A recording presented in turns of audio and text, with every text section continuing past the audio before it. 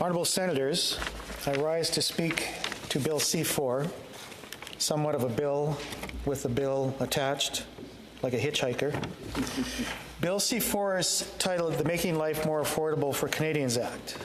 Its main focus is taxation and cost of living relief. Yet attached to this financial legislation is something entirely different in both nature and impact.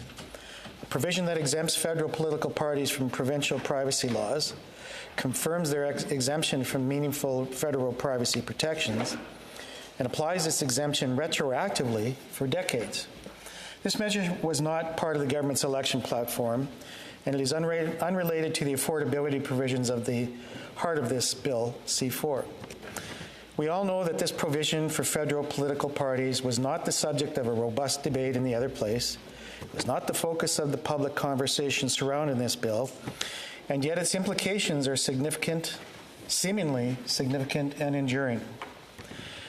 Federal political parties in Canada are already exempt from the Personal Information Protection and Electronics Documents Act, known as PEPIDA, and they are not subject to the Privacy Act. And I offer two recommendations, given the direction we're going, and if Part 4 is to remain, that the Office of the Privacy Commissioner be empowered with the authority to independently audit their data practices or enforce compliance.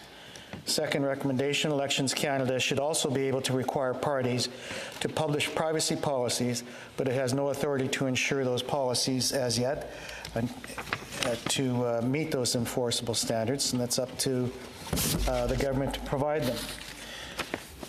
The path forward is clear. The offices of the Privacy Commissioner and the Chief Electoral Officer of Canada must be empowered with real authority to independently audit political parties' data practices and enforce compliance. Elections Canada must also have the power to require parties to publish privacy policies and ensure those policies meet enforceable standards. Thank you. Senator Batters, you have a question?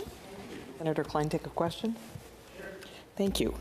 Senator Klyne, you have been a long-time maximum donor to the Liberal Party of Canada, going back to your time fundraising in Regina for former MP Ralph Goodale, and your maximum Liberal Party donor status continues to this day.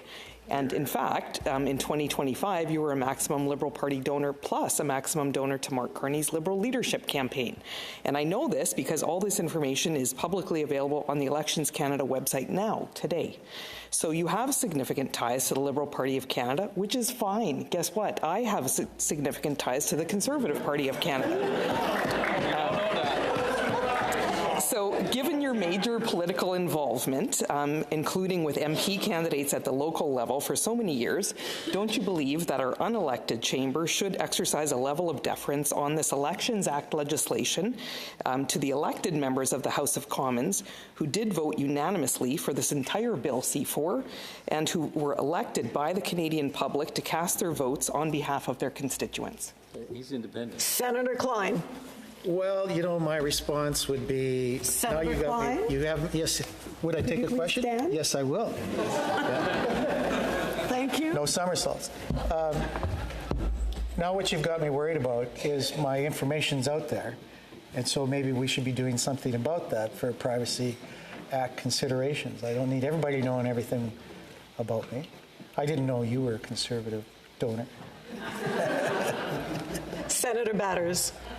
Of course, it's allowed because the Elections Act allows it to be posted like that. All donations over $200 are required to be put on that, and that's for public disclosure so that the public can know what different people know about it. So it's absolutely law-abiding for us to know that information as is publicly available right now.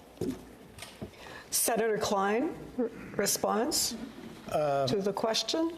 Well, maybe I'll start doing it at $200 a month. See if I can get under the radar.